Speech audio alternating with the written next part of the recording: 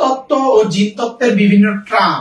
কথা হচ্ছে যে এইগুলা থেকে যদি পরীক্ষায় প্রশ্ন নাও আসে তারপরে হচ্ছে এগুলো পড়তে হবে, জিনতত্ত্ব ও জিনতত্ত্বের যে বিভিন্ন ট্রাম পড়তে হবে। কারণ এই টার্মিনোলজি গুলা না জানলে হচ্ছে তুমি হচ্ছে নেক্সট যেটা পড়াগুলো আছে সেই পড়াগুলো হচ্ছে ভালো করে আয়ত্ত করতে পারবে না। বুঝতে পারছো? এই টার্মিনোলজি গুলা না জানলে তোমার হচ্ছে আয়ত্ত করতে পারবে না। তো তোমরা বলো দেখি যে এই টার্মিনোলজি গুলোর মধ্যে কারো কোনো সমস্যা আছে কিনা, এই টার্মিনোলজি গুলো নিয়ে তোমাদের কারো কোনো সমস্যা আছে কিনা বলো। যদি পয়েন্ট গুলোতে সমস্যা থাকে তাহলে সেগুলো নিয়ে হচ্ছে আলোচনা করব, আর যদি সমস্যা না থাকে তাহলে হচ্ছে আমরা নেক্সট টপিকসে চলে যাবো। এটা লাগবে আর কি, জিনতত্ত্বের বিভিন্ন টার্ম এগুলো নিয়ে হচ্ছে তোমাদের সমস্যা আছে কিনা। যেমন হচ্ছে তোমার জিন কি, জিনোম কি, লোকাস কি, হোমোজাইগাস কি, হেটারোজাইগাস কি, টেস্ট ক্রস কি, ব্যাক ক্রস কি। বুঝতে পারছো? টেস্ট ক্রস কি, ব্যাক ক্রস কি, এই বিষয়গুলো নিয়ে যে তোমার হচ্ছে ইন ডিটেইলস আলোচনা সেগুলোই আর কি। Test cross, back cross, homozygous, heterozygous, প্রকট, প্রচ্ছন্ন, ঠিক আছে, মাল্টিপল অ্যালিল। ওকে, আচ্ছা আচ্ছা আচ্ছা, আমি জানি যে তোমাদের এখানে কি সমস্যা আছে। আমি দুইটা বিষয় নিয়ে হচ্ছে একটু চারটা বিষয় নিয়ে আলোচনা করব, বাকিগুলো তোমরা দেখবা। একটা হচ্ছে হোমোজাইগাস, আরেকটা হচ্ছে হেটেরোজাইগাস। ছয়টা বিষয় নিয়ে আলোচনা করব।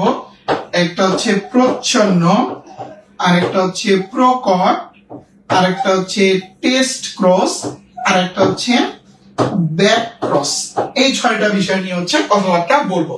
তাহলে দেখো যে হোমোজাইগাসটা আসলে কি।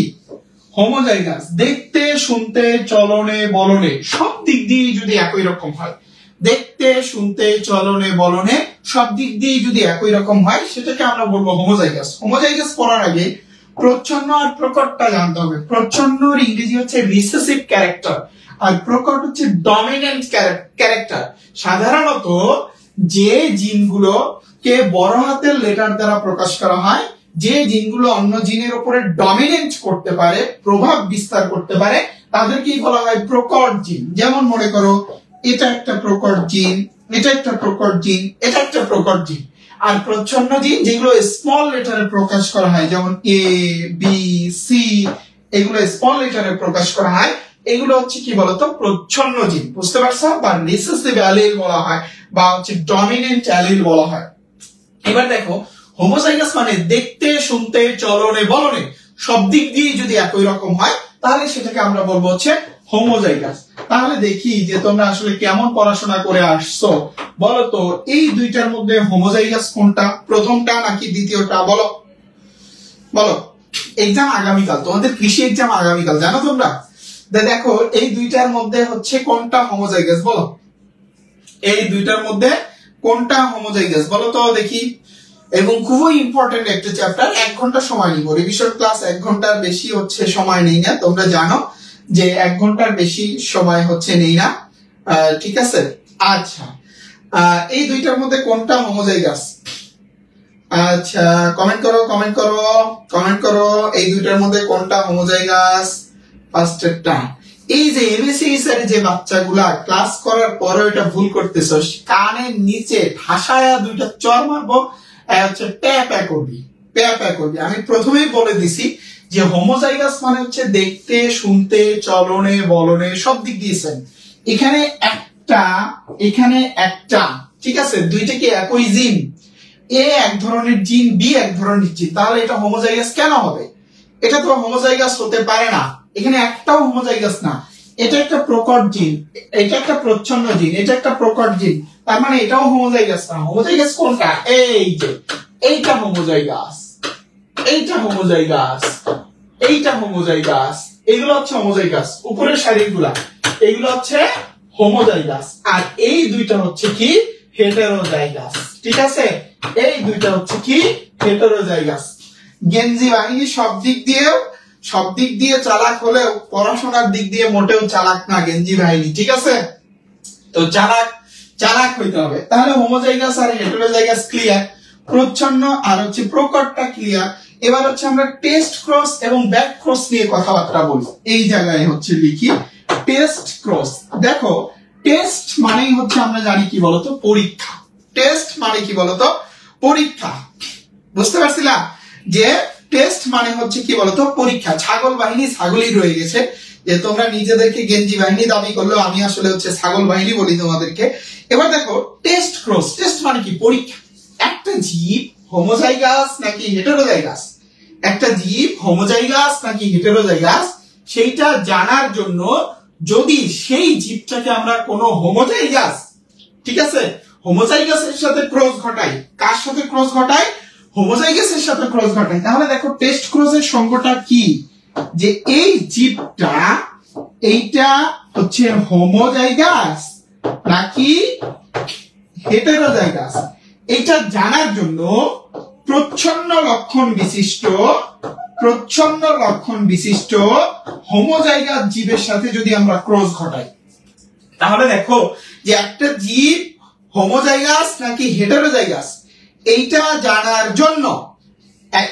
জানার জন্য সেই জীবটাকে যদি আমরা একটা প্রচ্ছন্ন লক্ষণ বিশিষ্ট হোমোজাইগাস জীবের সাথে ক্রস ঘটাই, তখন সেটাকে বলা হচ্ছে কি বলতো টেস্ট ক্রস। তখন সেটাকে কি বলা হচ্ছে বলতো টেস্ট ক্রস। তার মানে টেস্ট ক্রসের উদ্দেশ্য কি, একটা জীব হোমোজাইগাস নাকি হেটেরোজাইগাস সেটা আমরা ফাইন্ড আউট করব। এইটার নামই হচ্ছে টেস্ট, যে either it is homozygous either it is heterozygous. Test ক্রসের মাধ্যমে হচ্ছে এটা আমরা আইডেন্টিফাই করব যে হোমোজাইগাস নাকি হেটেরোজাইগাস। এটা জানার জন্য যে ক্রসটা সেটাই হচ্ছে কি বলতো টেস্ট ক্রস। এবার মনে করো, আমি এখান থেকে একটু মুছে দিই, এবার মনে করো তুমি জেনে গেছো যে এই জীবটা হেটেরোজাইগাস, ঠিক আছে, এই জীবটা হেটেরোজাইগাস। দেখো ব্যাক ক্রস, ব্যাক মানে পিছনে। আমি যদি বলি যে তোমার পিতৃ বা মাতৃবংশীয়, এই কথাটা বলার সাথে সাথে তুমি বলবা যে তোমার পিতার বংশীয় হলে তুমি দাদা চাচা এদিকে চলে যাবা, না মাতৃবংশীয় হলে নানা মামা এদিকে চলে যাবা। এই যে পিছনের দিকে তোমার জেনারেশন থেকে যে তুমি পিছনের জেনারেশনে গেলা, তোমার বাবার দিকে গেলা, তোমার মায়ের দিকে গেলা, এই পিছনের দিকে যাওয়ার যে প্রক্রিয়া এটাকে বলা হয় ব্যাক ক্রস। তাহলে ব্যাক ক্রস কি করা হয়, একটা হেটেরোজাইগাস জীবের সাথে যদি আমরা প্রকট বা প্রচ্ছন্ন যে কোনো জীবের ক্রস ঘটাই, তাহলে সেটাকে আমরা বলবো হচ্ছে ব্যাক ক্রস। খেয়াল করো, টেস্ট ক্রসের ক্ষেত্রে তুমি ক্রস ঘটাইতেছো প্রচ্ছন্নর সাথে। টেস্ট ক্রসের ক্ষেত্রে কন্ডিশন হচ্ছে তুমি জানো না জীবটা হোমোজাইগাস নাকি হেটেরোজাইগাস, তুমি এটা জানো না। টেস্ট ক্রসের ক্ষেত্রে এটাই তুমি আইডেন্টিফাই করবা, আইডেন্টিফাই করবা। তাহলে এটাকে আমরা বলতেছি যে প্রচ্ছন্ন হোমোজাইগাসের সাথে ক্রস। আর হচ্ছে ব্যাক ক্রসের ক্ষেত্রে তুমি যে জীবটার সাথে ক্রস ঘটাবা সেটা প্রকট নাকি প্রচ্ছন্ন, হোমোজাইগাস নাকি হেটেরোজাইগাস কিচ্ছু জানার দরকার নাই, সেখানে তুমি একটা হেটেরোজাইগাস জীবের সাথে ক্রস ঘটাবা। তাহলে এটাই হচ্ছে টেস্ট ক্রস আর এটাই হচ্ছে ব্যাক ক্রস। দুইটার ক্ষেত্রে অনুপাতটা হচ্ছে 1:1। টেস্ট ক্রস এবং ব্যাক ক্রস দুইটার ক্ষেত্রে অনুপাতটা হচ্ছে 1:1। বুঝতে পারছো? তাহলে এটাই হচ্ছে আমাদের বেসিক আর কি। এরপরে আমরা ভিতরে চলে যাব। এই পর্যন্ত সবাই ক্লিয়ার কিনা ভাইকে লাভ রিঅ্যাক্ট এবং কমেন্ট করে জানিয়ে দাও যে এই পর্যন্ত তোমরা সবাই ক্লিয়ার কিনা।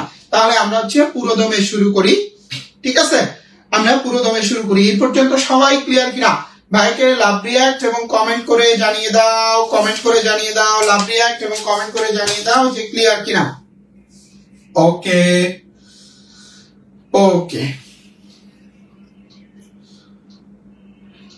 আচ্ছা ওকে, আলহামদুলিল্লাহ তোমরা সবাই ক্লিয়ার। বলো তো মেন্ডেলের সূত্র কয়টা? আচ্ছা, এবার হচ্ছে আমরা চলে যাই এই জায়গাটা। এগুলো লাগবে না, এগুলো জাস্ট একবার রিডিং দিও, এগুলো থেকে কৃষিতে খুব একটা আসে না, জাস্ট হচ্ছে একবার রিডিং দিও আর কি, রিডিং দিও এগুলো যে মেন্ডেল মটরশুটি গাছ কেন নিয়েছিল, এগুলো জাস্ট একবার রিডিং দিও, ঠিক আছে। এবার আসো মেন্ডেলের সূত্র, এগুলো নিয়ে আমরা ডিটেলস পড়বো না, আমরা একদম হচ্ছে টু দা পয়েন্টে চলে যাব। যে দেখো মেন্ডেলের সূত্র নিয়ে হচ্ছে আমরা কথাবার্তা বলি, ঠিক আছে। তো দেখো মেন্ডেলের হচ্ছে প্রথম সূত্র যেটা, সেটা যদি আমরা বলি, এটার নাম হচ্ছে মনোহাইব্রিড ক্রস, জননকোষ শুদ্ধতার সূত্র, পৃথকীকরণ সূত্র। খেয়াল করো কি কি নাম, পরীক্ষায় কিন্তু এই প্রশ্নটা আসে যে প্রথম সূত্রের অপর নাম কি? প্রথম সূত্রের অপর নাম জননপদ শুদ্ধতার সূত্র, পৃথকীকরণ সূত্র বা ল অফ সেগ্রিগেশন বলা হয়, ল অফ সেগ্রিগেশন বলা হয়।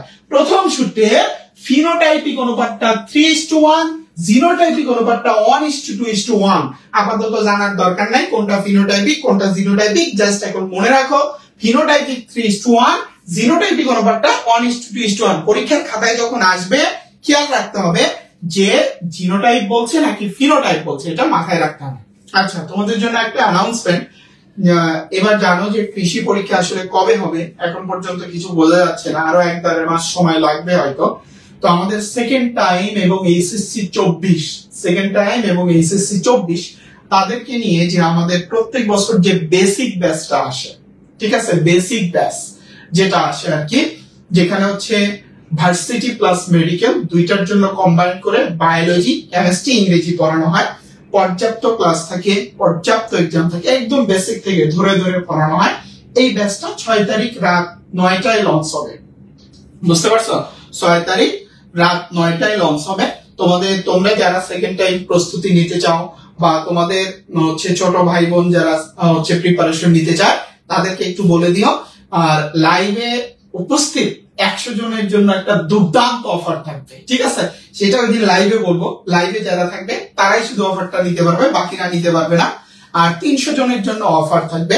আর টি শার্ট দিব নাকি প্র্যাকটিস বুক দিব এটা এখনো সিদ্ধান্ত নেই, জানাবো। জাস্ট একটা ধারণা দিয়ে রাখি, শুধু বায়োলজিতেই ক্লাস হবে 50+, শুধু বায়োলজিতেই ক্লাস হবে 50+। তাহলে বোঝো যে কি ধরনের একটা কোর্স হতে যাচ্ছে। ওকে, দেখো যে আমি কমেন্টে এটা ইয়াও করে দিছি, পিন করে দিছি, এখানে লেখা আছে আর কি। ওকে, এবার আসছে প্রথম সূত্র। প্রথম সূত্রের ফিনোটাইপিক অনুপাত 3:1, জিনোটাইপিক অনুপাত 1:2:1। এবার দেখো প্রথম সূত্রের 3টা ব্যতিক্রম আছে। এটা অসম্পূর্ণ প্রকটতা, একটা সমপ্রকটতা, একটা মারণজিন বা হচ্ছে লিথাল জিন, ঠিক আছে? অসম্পূর্ণ প্রকটতা যখন প্রকট জিনটা তার বৈশিষ্ট্য সম্পূর্ণরূপে প্রকাশ করতে পারে না, যখন প্রকট জিনটা তার বৈশিষ্ট্য সম্পূর্ণরূপে প্রকাশ করতে পারে না, তখন সেটাকে আমরা বলি হচ্ছে অসম্পূর্ণ প্রকটতা। ডিটেলসে জানার দরকার নেই, ঠিক আছে? মনে রাখবা এটার অনুপাত, এটা কিন্তু ফিনোটাইপিক অনুপাত 1:2:1। কোন জিন দায়ী? ইন্টারমিডিয়েট জিন দায়ী, ঠিক আছে? কোথায় দেখা যায়? সন্ধ্যা মালতী বা মিরাবিলিস জালাপা যেটা আছে, সন্ধ্যা মালতী, বুঝতে পারছো? সন্ধ্যা মালতী।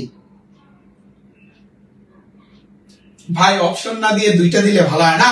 হয় টি শার্ট তাহলে প্র্যাকটিস বুক, যে কোনো একটা নিতে হবে। দুইটা দিলে তো লস হয়ে যাবে, ঠিক আছে? দুইটা দিলে লস হয়ে যাবে। আচ্ছা, যাই হোক আর কি, 6 তারিখ রাত 9টায় লাইভে অবশ্যই সবাই উপস্থিত থাকবা, ঠিক আছে? আর ওই দিন সেকেন্ড টাইম প্রস্তুতি একদম জিরো থেকে কিভাবে প্রস্তুতি শুরু করবো একদম দুর্দান্ত গাইডলাইন দিব আর কি।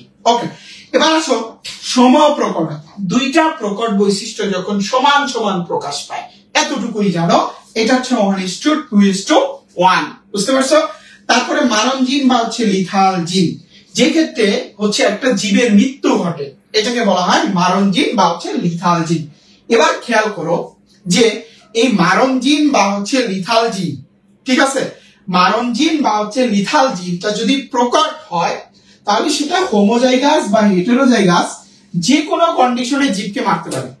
এই মারণ জিনটা যদি প্রকট হয় তাহলে সেটা হোমোজাইগাস হোক হেটেরোজাইগাস হোক যে কোনো কন্ডিশনে জীবকে মেরে ফেলতে পারবে। বাট সেটা যদি প্রচ্ছন্ন হয় তাহলে মাস্ট বি হোমোজাইগাস লাগবে। দেখো, প্রচ্ছন্ন লিথাল জিন কেবল হোমোজাইগাস অবস্থায় জীবকে মারতে পারবে, ঠিক আছে? আমি এক্সাম্পল দিয়ে বোঝাচ্ছি। সাপোজ মনে করো এটা একটা মারণ জিন, লিথাল জিন, তাহলে এটা কি বলতো? প্রকট। তাহলে এটা এই হেটেরোজাইগাস কন্ডিশনেও জীবকে মারতে পারবে, আবার কি হোমোজাইগাস কন্ডিশনেও জীবকে মারতে পারবে। কিন্তু মনে করো এ একটা লিথাল জিন, এটা কি প্রচ্ছন্ন, তাহলে প্রচ্ছন্ন লিথাল জিনটা শুধুমাত্র হোমোজাইগাস কন্ডিশনে মারতে পারবে, হেটেরোজাইগাস কন্ডিশনে মারতে পারবে না, বুঝতে পারছো? হেটেরোজাইগাস কন্ডিশনে মারতে পারবে না।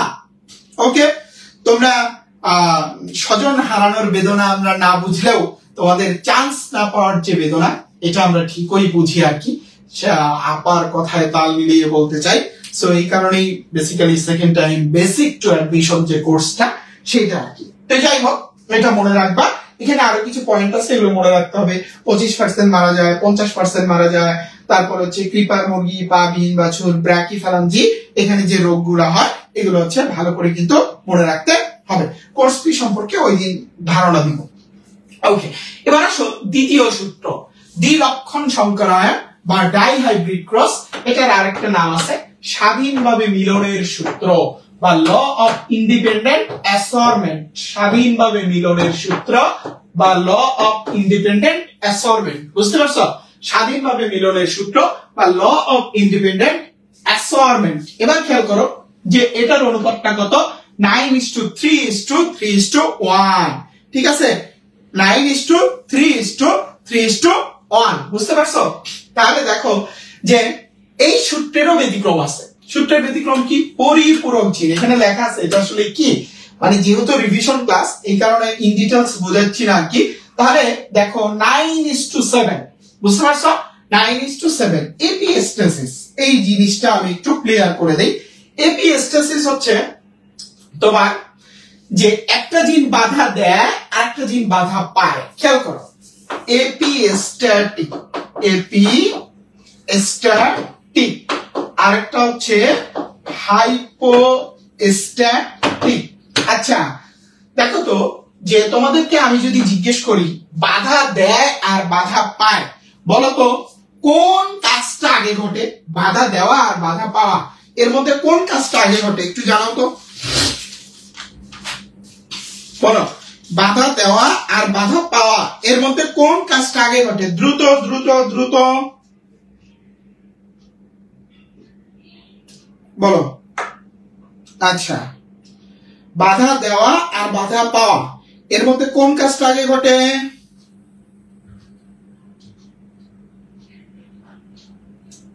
আচ্ছা, বাধা দেওয়া। তাহলে বলো তো ইংরেজি বর্ণমালায় ই আগে নাকি এইচ আগে? ই আগে নাকি এইচ আগে ইংরেজি বর্ণমালা?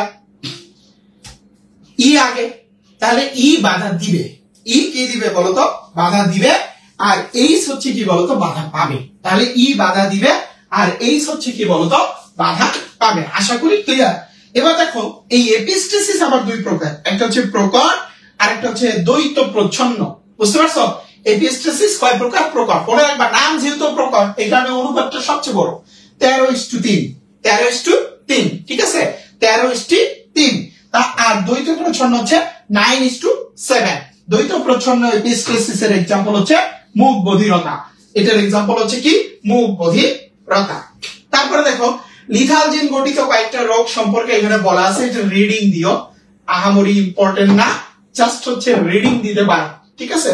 রোগগুলোর নাম মনে রাখতে পারো হবে, বাট এটা এত ইম্পর্টেন্ট না, এটা জাস্ট হচ্ছে রিডিং দিবা, বুঝতে পারছো?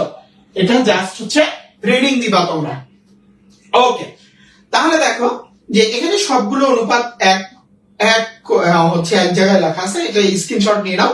এই চ্যাপ্টারে যতগুলো অনুপাত লাগে সবগুলো হচ্ছে এখানে একবারে লেখা আছে, এটার একটা স্ক্রিনশট নিয়ে নাও, ঠিক আছে? এটার একটা স্ক্রিনশট নিয়ে নাও, এখানে সবগুলো অনুপাত একবারে লেখা আছে। আচ্ছা, ওকে নিসম। ওকে, এবার আসো পলিজেনিক ইনহেরিটেন্স। দেখো যে এটার ঘটনাটা হচ্ছে এরকম যে জীবের যে কোনো বৈশিষ্ট্যকে নিয়ন্ত্রণ করার জন্য, জীবের যে কোনো বৈশিষ্ট্যকে নিয়ন্ত্রণ করার জন্য কমপক্ষে এক জোড়া জিন লাগে। কয় জোড়া জিন বলছি বলতো? এক জোড়া জিন লাগে। কিন্তু যদি এমন হয় কোন একটা বৈশিষ্ট্যকে নিয়ন্ত্রণ করতে দুইয়ের অধিক জিন লাগে, তখন সেই ঘটনাটাকে বলা হয় পলিজিন। তাহলে আমরা কি বললাম? যে কোন একটা জীবের বৈশিষ্ট্যকে নিয়ন্ত্রণ করার জন্য ন্যূনতম এক জোড়া জিন লাগবে। ন্যূনতম কয় জোড়া জিন লাগবে? এক জোড়া। কিন্তু যদি এমন হয় যে কোন বৈশিষ্ট্যকে নিয়ন্ত্রণ করার জন্য দুইয়ের অধিক জিন লাগে, সেই ঘটনাটাকে বলা হয় হচ্ছে পলিজেনিক ইনহেরিটেন্স, বুঝতে পারছো? সেটাকে বলা হয় পলিজেনিক ইনহেরিটেন্স। তাহলে দেখো পলিজিনের প্রভাব ক্রমবর্ধিষ্ণু বা কিউমুলেটিভ, আর বৈশিষ্ট্যকে মাত্রিক চরিত্র বলা হয়। অনুপাতটা যে খুবই সহজ একটা অনুপাত, দেখো মাঝখানে 6 দিবা, 6 এর দুই পাশে 4, 6 এর দুই পাশে 4, 4 এর দুই পাশে 1। আশা করি কিছুই শিখো নাই। আবার দেখো মাঝখানে 6, 6 এর দুই পাশে 4, 4 এর দুই পাশে 1। ঠিক আছে, হয়ে গেল পলিজেনিক ইনহেরিটেন্সের অনুপাত। মাঝখানে 6, 6 এর দুই পাশে 4, 4 এর দুই পাশে 1।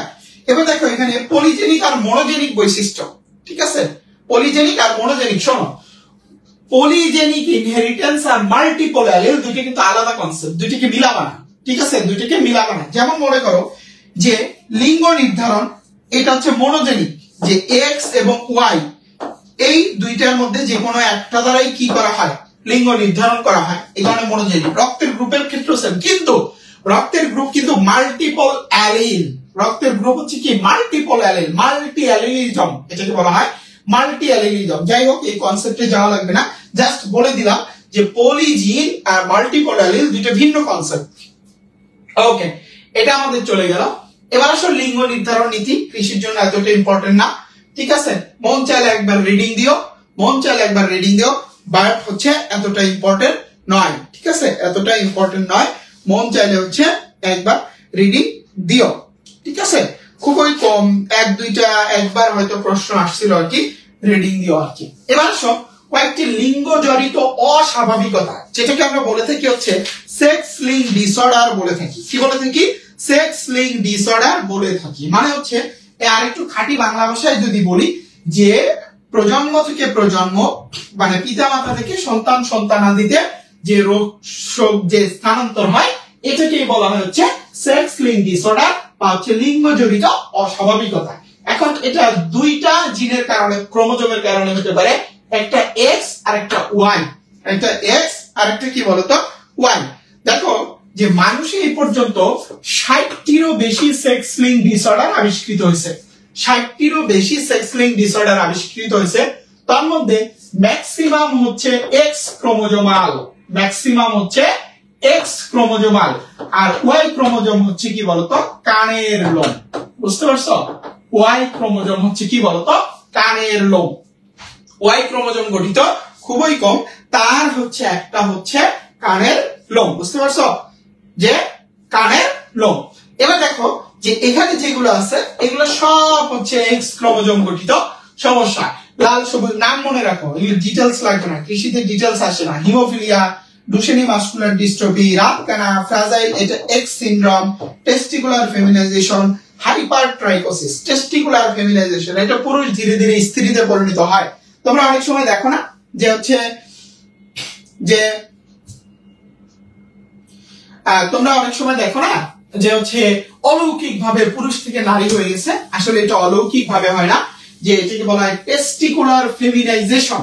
পুরুষের ক্ষেত্রে দুইটা হরমোন প্রধান, ঠিক আছে, আর নারীদের ক্ষেত্রে দুইটা হরমোন প্রধান।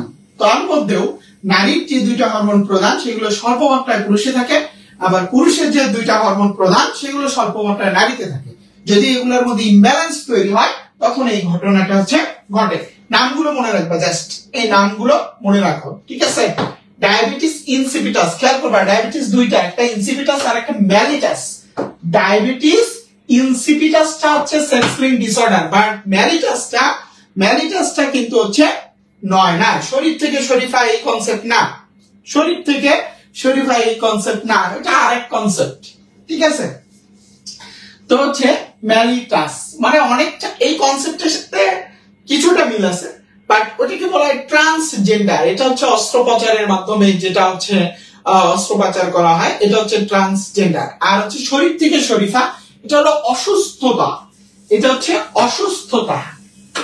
বুঝতে পারছো? তাকে এখনই পাবনা ভর্তি করাও, সে মনে মনে ভাবে, মনে মনে ভাবে, মনে মনে ভাবে সে পুরুষ থেকে নারী হয়েছে বা নারী থেকে পুরুষ হয়েছে। বুঝতে পারছো? সে মনে মনে ভাবে, এটা এক ধরনের সাইকোলজিক্যাল ডিসঅর্ডার, এটা হচ্ছে সাইকোলজিক্যাল ডিসঅর্ডার। তার হচ্ছে পাবনায় ভর্তি হতে বলো। বুঝতে পারছো? এটা মানসিক সমস্যা। ওকে, যাই হোক, যেখানে আমরা ছিলাম আর কি, এই নামগুলো মনে রাখবা। এবার আসো সেক্স লিঙ্ক ডিসঅর্ডার, এই হিমোফিলিয়া থেকে এই দুইটা point, haemophilia A B. Haemophilia A হচ্ছে 8 নাম্বার ফ্যাক্টর অনুপস্থিত, হিমোফিলিয়া বি হচ্ছে 9 নাম্বার ফ্যাক্টর অনুপস্থিত, ঠিক আছে, 9 নাম্বার ফ্যাক্টর অনুপস্থিত। মহারানী ভিক্টোরিয়ার 4 কন্যার মধ্যে অ্যালিস আর বিয়াট্রিস হিমোফিলিয়ার বাহক ছিলেন। আচ্ছা, শারীরিক কোনো চেঞ্জ আসে না, যদি তারা মনে করে যে হচ্ছে তারা এরকম হচ্ছে, এই ক্ষেত্রে কনসেপ্ট যেটা আর কি, যে তারা তো ভাবে যে তারা ছেলে থেকে মেয়ে হচ্ছে বা মেয়ে থেকে ছেলে হচ্ছে, এই ধরনের কনসেপ্ট ম্যাক্সিমাম ক্ষেত্রে ছেলে থেকে মেয়ে কনসেপ্টটা হচ্ছে বেশি আর কি। তো তখন তাদের মনের মধ্যে এই ধরনের একটা বদমাশি চিন্তাধারা আসে যে তারা ছেলে থেকে মেয়ে হচ্ছে বা মেয়ে থেকে হচ্ছে ছেলে হচ্ছে। এই চিন্তাধারা থেকে তখন তারা যেটা করে সেটা হচ্ছে যে আস্তে আস্তে তখন তারা ডাক্তারের কাছে নিয়ে হরমোনাল যে ইমব্যালেন্স, ঠিক আছে, হরমোনাল যে থেরাপি এটা তারা নেয়। এইটা নেওয়ার মাধ্যমে হচ্ছে তাদের শারীরিক চেঞ্জ আনে। যেমন মনে করো পুরুষের ক্ষেত্রে দুইটা হরমোন প্রধান, দেখি পুরুষটা কেমন তারা বলো তো, দেখি বলো পুরুষের প্রধান দুইটা হরমোনের নাম কি, যে দুইটা হচ্ছে পুরুষত্বের প্রতীক আর কি, দেখি কেমন পড়াশোনা করে আসছো। আর মেয়েরা কমেন্টে জানাও মেয়েদের প্রধান দুইটা হরমোনের নাম কি বলো। যদি না পারো তাহলে তোরাও শরীফ থেকে শরীফা হয়ে যাবি বা শরীফা থেকে শরীফ হয়ে যাবি। দেখি বল, এরা কি প্রেগনেন্ট হইতে পারে? না, এরা প্রেগনেন্ট হইতে পারে না। না, ট্রেনে যেটা ওইটার কনসেপ্ট এটা না, ওইটা হচ্ছে জেনেটিক্যাল ডিসঅর্ডার। দেখি বল,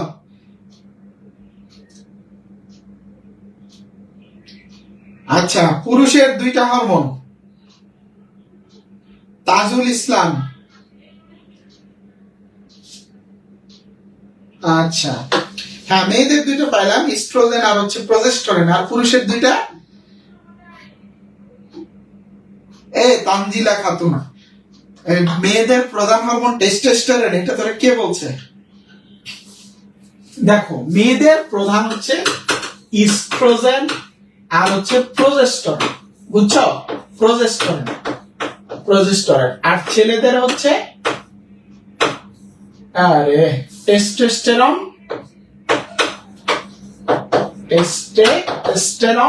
আর হচ্ছে অ্যান্ড্রোজেন।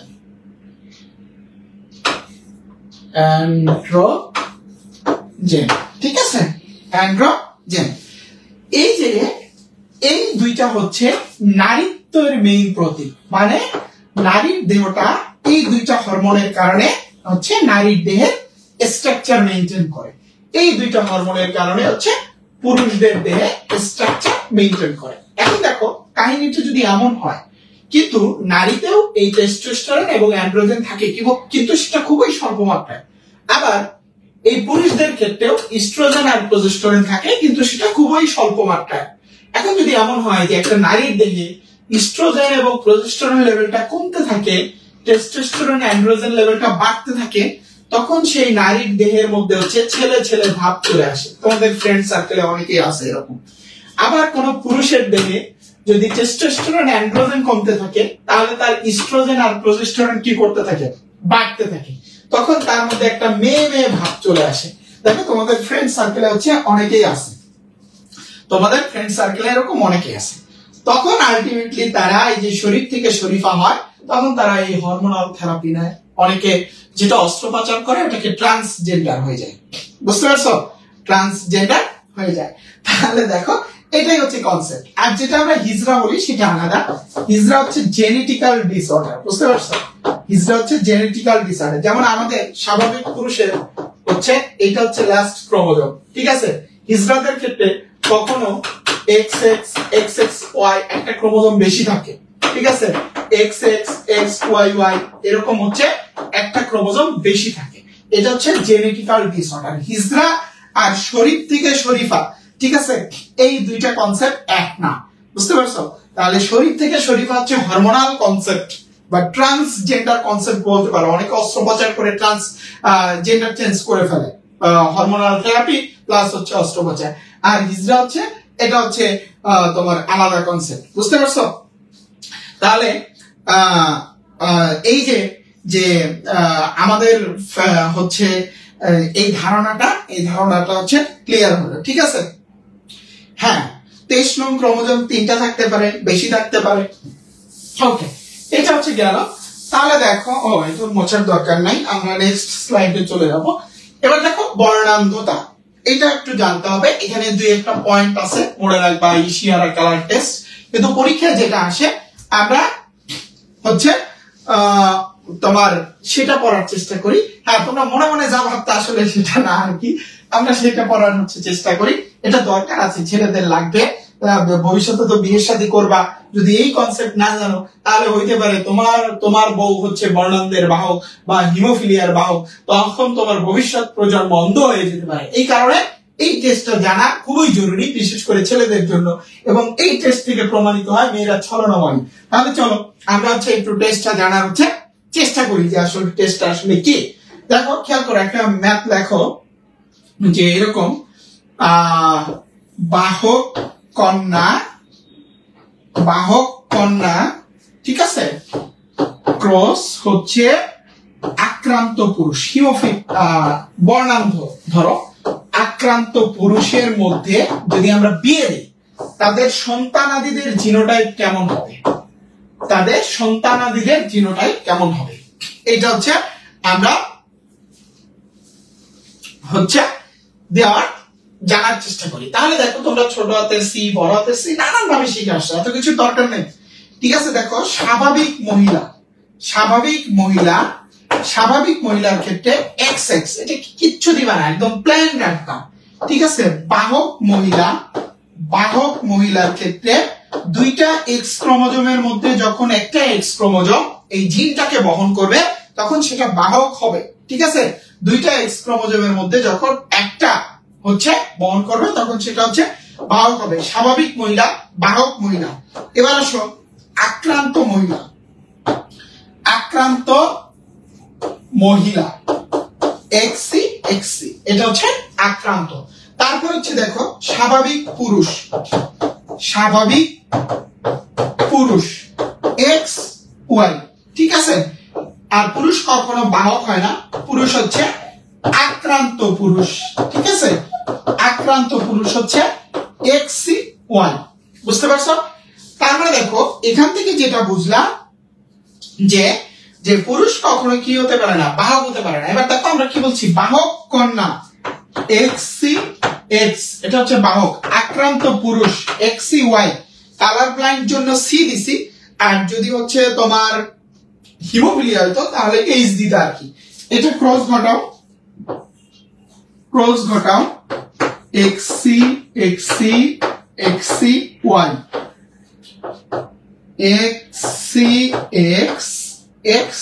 দেখো এইটা চলে আসবে, ঠিক আছে।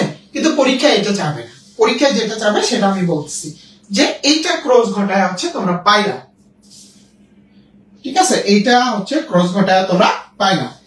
তারপর দেখো, আমি এখান থেকে একটা স্টেটমেন্ট দিচ্ছি, ঠিক আছে। স্টেটমেন্টটা কি খেয়াল করো, যে তাদের সন্তান কয়টা? 4টা। দেখো 4টা সন্তানের মধ্যে এ হচ্ছে বর্ণান্ধ, ঠিক আছে, এটাও বর্ণান্ধ, এটা বর্ণান্ধ বাহক, এটা স্বাভাবিক। তার মানে আমরা বলতে পারি এই দম্পতির মোট সন্তানের 50% বর্ণান্ধ, 25% স্বাভাবিক কিন্তু বাহক, আর 25% স্বাভাবিক। কি বলছি? এই দম্পতির মোট সন্তানের 50% বর্ণান্ধ, 25% স্বাভাবিক কিন্তু বাহক, আর 25% সম্পূর্ণ স্বাভাবিক। দেখো স্টেটমেন্টটা মিলছে কিনা, আমি যেটা বলছি এটা মিলছে কিনা, খেয়াল করো। আমি যেটা বলছি এটা মিলছে কিনা খেয়াল করো, যে এই দম্পতির মোট সন্তানের হচ্ছে 50% বর্ণান্ধ, 25% স্বাভাবিক কিন্তু বাহক, আর 25% হচ্ছে সম্পূর্ণ স্বাভাবিক। এবার মনে করো মোট সন্তান বাদ, শুধু কন্যা বিবেচনা করো, শুধু পুত্র বিবেচনা করো। এই দম্পতির মোট কন্যা সন্তানের 50% বর্ণান্ধ আর 50% স্বাভাবিক কিন্তু বাহক। কন্যা সন্তান কয়টা? দুইটার একটা হচ্ছে কি বর্ণান্ধ, আর একটা হচ্ছে কি বাহক। তার মানে আমরা বলতে পারি 50% বর্ণান্ধ আর 50% স্বাভাবিক কিন্তু বাহক। আরেকটা পয়েন্ট দেখো, এই দম্পতির মোট পুত্র সন্তানের 50% হচ্ছে বর্ণান্ধ, 50% স্বাভাবিক। 50% বর্ণান্ধ, 50% স্বাভাবিক। বুঝতে পারছো? তাহলে এইটাই হচ্ছে কনসেপ্ট। এবার কেন বললাম মহিলারা ছলনাময়ী? এই যে একজন মহিলা যদি বাহক হয়, তুমি তো জানবা না যে সেই মহিলা বাহক। হয়তো এমন হতে পারে ওই মহিলাও জানে না সে বাহক। আর যদিও বাহক হয়, যখন তুমি তারে বিয়ে করতে যাবা, কোনো ছেলে তারা বিয়ে করতে গেলে সেই মহিলা কি বলবে যে সে বর্ণান্ধের বাহক কিংবা হিমোফিলিয়ার বাহক, এটা যদি বলে তার তো বিয়ে হবে না, ঠিক আছে, এই কারণে সে বলবে না। এখন তুমি তাকে বিয়ে করে আনলা, বিয়ে করে আইনা তোমার যে পরবর্তী প্রজন্ম যারা তৈরি হবে, কেউ বর্ণান্ধে আক্রান্ত হবে, কেউ বর্ণান্ধের বাহক হবে। এখন তুমি কি ছেলেরা কি চাও তোমার পরবর্তী প্রজন্মকে এভাবে ধ্বংস করতে চাও? যারা বাহক তাদের কোনো লক্ষণ নাই। তবে হ্যাঁ যে কিভাবে জানতে পারবা, তখন এই যে তুমি যাকে বিয়ে করতে যাচ্ছ, ঠিক আছে, তার পূর্বপুরুষের হিস্টোরি জানতে পারো। যদি ওই মেয়ে বাহক হয় বা ওই মেয়ে আক্রান্ত হয়, অবশ্যই তার পূর্বপুরুষের মধ্যে কেউ বাহক বা কেউ আক্রান্ত আছে, কেউ বাহক বা হচ্ছে কি বলতো কেউ আক্রান্ত আছে, কেউ বাহক বা কেউ আক্রান্ত আছে। তখন খোঁজ দিবা মেয়ের নানার বংশে কেউ হিমোফিলিয়া আক্রান্ত আছে কিনা, বর্ণান্ধ আছে কিনা, মেয়ের দাদার বংশে কেউ হিমোফিলিয়া আক্রান্ত আছে কিনা, বর্ণান্ধ আছে কিনা, এগুলো খোঁজ খবর নিয়ে তারপর হচ্ছে বিয়ে করবা। ওকে, এবার বাবু বেবিদের জিজ্ঞেস করো যে তোমরা বর্ণান্ধ আছে কিনা। রক্তের গ্রুপ এগুলো নিয়ে কৃষিতে খুব একটা পরীক্ষা আসে না, জাস্ট এই পয়েন্টটুকু মনে রাখো। কার্ল ল্যান্ডস্টেইনার আর রক্তের গ্রুপ 4 প্রকার, ঠিক আছে। ও সর্বজনীন দাতা, এবি সর্বজনীন গ্রহীতা, ও নেগেটিভ সর্বজনীন দাতা, এবি পজিটিভ সর্বজনীন গ্রহীতা, এতটুকু মনে রাখো। বাকিগুলা কৃষিতে খুব একটা আসে না, ঠিক আছে, বাকিগুলা কৃষিতে খুব একটা আসে না, বুঝতে পারছো? আরো সমস্যা আছে, এই যে এখানে রক্তের ইয়ার মধ্যে ঝামেলা আছে, সেটা নিয়ে আমরা কথা বললাম না, কারণ কৃষিতে এতটা ইম্পর্টেন্ট না। এটা নিয়ে আলোচনা করলে হয়তো অনেকের ব্রেকআপ হয়ে যেত, বিশেষ করে গর্ভধারণ জনিত জটিলতা এমনও হইতে পারে, ঠিক আছে। এটা জাস্ট ছোট্ট করে বলে দিই, মেয়ে নেগেটিভ, মেয়ের ব্লাড গ্রুপ যদি নেগেটিভ হয় আর ছেলের ব্লাড গ্রুপ যদি পজিটিভ হয়, ঠিক আছে, এমন হইতে পারে তোমার একটা বাচ্চা হওয়ার পর দ্বিতীয় আর কোন সন্তান নাও হতে পারে। অনেক চিকিৎসা পদ্ধতি আবিষ্কৃত হয়েছে, কিন্তু সেগুলো 100% কার্যকরী না। এই কারণে বিয়ে করার আগে খেয়াল রাখবা মেয়ে যাতে নেগেটিভ আর ছেলে যাতে পজিটিভ না হয়। আদার্স অন্য কোনো কন্ডিশনে কোনো সমস্যা নাই। কেন সমস্যা, এগুলো নিয়ে দরকার নাই, এগুলো নিয়ে হচ্ছে আসবে না, ঠিক আছে, এগুলো নিয়ে দরকার নাই, এগুলো আসবে না। সো তোমরা আজকে জিজ্ঞেস করবা, ঠিক আছে, মেয়ে নেগেটিভ আর ছেলে পজিটিভ কিনা, বুঝতে পারছো? মেয়ে নেগেটিভ ছেলে পজিটিভ কিনা, তাহলে কিন্তু ভবিষ্যৎ জীবন অন্ধকার। ওকে, এবার আসো বিবর্তন, এইটা মনে রাখতে হবে, খুবই গুরুত্বপূর্ণ। এমপেডোক্লিসকে বিবর্তনের জনক বলা হয়। কোন বিজ্ঞানী কি করছে? Weismann, Lamarck, Darwin, Vries, Haeckel, Herbert Spencer, ঠিক আছে। এই কথাগুলো হচ্ছে ভালো করে মনে রাখবা, ঠিক আছে, ভালো করে মনে রাখবা। ও ওয়ারাকাবিন নওফেল, ভাইয়া আমার ও নেগেটিভ, আমি তোমার কোনো সমস্যা নেই, মেয়ে নেগেটিভ ছেলে পজিটিভ হলে সমস্যা, অন্য কোনো কন্ডিশনে কোনো সমস্যা নেই। ভাইয়া আমার এক রিলেটিভের মেয়ে নেগেটিভ ছেলে পজিটিভ, হ্যাঁ এগুলো অনেক আছে, কিন্তু এগুলো রেয়ার কেস, এগুলো রেয়ার কেস। তুমি যেটা বলছো যে শ্রীজিতা দাস, তুমি যেটা বলছো এগুলো অনেক আছে, কিন্তু এগুলো রেয়ার কেস, ম্যাক্সিমাম ক্ষেত্রে ঝামেলা হয়। যেমন এই যে তোমাদের যে দায়িত্ব তন্ময় দাদা আছে, ওর মামাতো বোন মারা গেছে এই সমস্যার কারণে। ওকে, তাহলে দেখো এই পয়েন্টগুলো মনে রাখার চেষ্টা করবো। আমরা একদম শেষের দিকে চলে আসছি, একদম টু দা পয়েন্টে করবো। এগুলো জানতে হবে, বিবর্তনের ধাপ, মাইক্রো বিবর্তন, ম্যাক্রো বিবর্তন, মেগা বিবর্তন। খেয়াল করো, এটা হচ্ছে ধাপ আর এটা হচ্ছে ধরন। ধরন হচ্ছে অপসারী, অভিসারী, সমান্তরাল, আর ধাপ হচ্ছে মাইক্রো, ম্যাক্রো, মেগা। মনে থাকবে যে মাইক্রো, ম্যাক্রো, মেগা, বুঝতে পারছো? যে তাহলে ধাপ হচ্ছে মাইক্রো, ম্যাক্রো, মেগা, আর ধরন হচ্ছে অপসারী, অভিসারী, সমান্তরাল। এটা ডিটেলস পড়বা, ঠিক আছে? ওকে, এই পর্যন্ত সবাই ক্লিয়ার কিনা? হ্যাঁ কে লাভ রিয়াক্ট এবং কমেন্ট করে জানাও এই পর্যন্ত সবাই ক্লিয়ার কিনা। তারপরে হচ্ছে আমরা নেক্সট টপিকসে যাচ্ছি। এই পর্যন্ত সবাই ক্লিয়ার কিনা? ভাইকে লাভ রিয়াক্ট এবং কমেন্ট করে জানাও। তারপরে হচ্ছে আমরা নেক্সট টপিকসে যাচ্ছি। কেউ সুন্দর করে নোট করবা, যে জিনিসগুলো নিয়ে কথাবার্তা বললাম এগুলো নিয়ে হচ্ছে সুন্দর করে নোট করবা। হ্যাঁ, ভাইকে লাভ রিয়াক্ট এবং কমেন্ট করে জানিয়ে দাও, ভাইকে লাভ রিয়াক্ট এবং কমেন্ট করে জানিয়ে দাও যে তোমরা সবাই ক্লিয়ার। ওকে ওকে, আলহামদুলিল্লাহ। এবার দেখো এইটা যে বিবর্তনের সপক্ষে প্রমাণ, মেরুদণ্ড প্রাণীর হৃৎপিণ্ডের প্রকোষ্ঠ, very very very very important. 2 প্রকোষ্ঠ মাছ, 3 প্রকোষ্ঠ উভচর, আংশিক চার সরীসৃপ, তবে কুমির ব্যতিক্রম। কুমির সরীসৃপ হওয়া সত্ত্বেও কুমিরের হচ্ছে কি বলতো সম্পূর্ণ চার, কুমিরের হচ্ছে সম্পূর্ণ চার, ঠিক আছে। আর হচ্ছে তোমার পাখি এবং স্তন্যপায়ী। ওকে, এবার আসো সমস্ত অঙ্গ, সমবৃত্তি অঙ্গ, কনসেপ্টটা বোঝার চেষ্টা করো। উৎপত্তি অভ্যন্তরীণ গঠনের ভিত্তি এক, উৎপত্তি এবং অভ্যন্তরীণ গঠনের ভিত্তি এক, তাদেরকে আমরা বলবো সমস্ত অঙ্গ। এক্সাম্পলটা খেয়াল করলে বুঝতে পারবো। দেখো পাখির ডানা, বাদুড়ের ডানা, দেখো তো দুইটার কাজে একই। পাখির ডানা উঠতে ব্যবহৃত হয়, বাদুড়ের ডানা উঠতে ব্যবহৃত হয়, দুইটার গঠনও কি বলতো একই। টিভি বা স্লিপারের ফ্লিপার, ঠিক আছে, যেটা হচ্ছে সাঁতার কাটার কাজে ইউজ হয় আর কি। ঘোড়া বা বিড়ালের অগ্রপথ, মানুষের হাত। ঘোড়া বা বিড়ালের যে সামনের পা দুটো, এই দুটো আর মানুষের হাত, এটা কি সমস্ত অঙ্গ, এদের কাজের ধরন কি বলতো একই। ওকে, আবার দেখো সমবৃত্তীয় অঙ্গ, গঠনগত দিক থেকে আলাদা কিন্তু কাজ এক, গঠনগত দিক থেকে আলাদা কাজ এক। তুমি যদি দেখো এটা পাখির ডানা আর প্রজাপতির ডানা, দুইটার গঠন কি এক? কখনোই এক না। এটা পাখির ডানা আর একটা প্রজাপতির ডানা, দুইটার গঠন কি এক? কখনোই এক না। বাট হচ্ছে কি বলতো যে দুইটা কাজ এক, পাখির ডানা উঠতে ব্যবহৃত হয়, প্রজাপতির ডানাও কি উঠতে, তার মানে কি গঠন আলাদা কাজ এক, এটাকে আমরা বলবো সমবৃত্তীয়, ঠিক আছে। উৎপত্তি এবং গঠন এক, সেটাকে আমরা বলবো সমস্ত। দুটি কনসেপ্ট ক্লিয়ার রাখতে হবে। এগুলো নিষ্ক্রিয়, 100টা লুপ্ত প্রায় অঙ্গ আছে, রিডিং দিতে পারো, এতটা ইম্পর্টেন্ট না, রিডিং দিতে পারো, ঠিক আছে। তারপরে দেখো হচ্ছে এই যেটা সংযোগকারী যোগসূত্র, ঠিক আছে, আর্কিওপটেরিক্স, এটা হচ্ছে এক ধরনের জীবাশ্ম, এটা হচ্ছে সংযোগকারী যোগসূত্র। আর্কিওপটেরিক্সটা হচ্ছে সংযোগকারী যোগসূত্র। ওকে, তারপরে দেখো এটা একটা বৈশিষ্ট্য দেওয়া আছে যে আর্কিওপটেরিক্স এর সরীসৃপীয় বৈশিষ্ট্য, পাখির বৈশিষ্ট্য, দুইটার মধ্যে বেসিক কিছু পার্থক্য, এগুলো লাগবে না, তারপরেও একবার রিডিং দিতে পারো, লাগে না। এবার আসো জীবন্ত জীবাশ্ম, এটা খুবই ইম্পর্টেন্ট। জীবন্ত জীবাশ্ম, শোনো, জীবাশ্ম আর জীবন্ত জীবাশ্ম দুইটার মধ্যে পার্থক্য আছে, বলো তো পার্থক্যটা কি?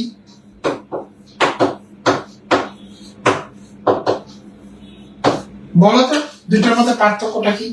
জীবাশ্ম আর জীবন্ত জীবাশ্ম দুইটার মধ্যে পার্থক্য কি বলো? টপিক স্কিপ করো, ক্লাসে আসো, ঠিক আছে, ক্লাস কিন্তু শেষের দিকে।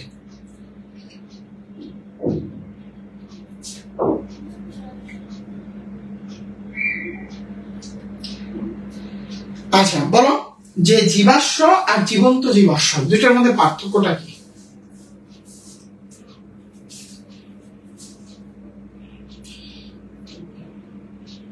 আর্কিওপটেরিক্স কি আসছিল? আমার খেয়াল আসতেছে না আর্কিওপটেরিক্স আসছিল কিনা।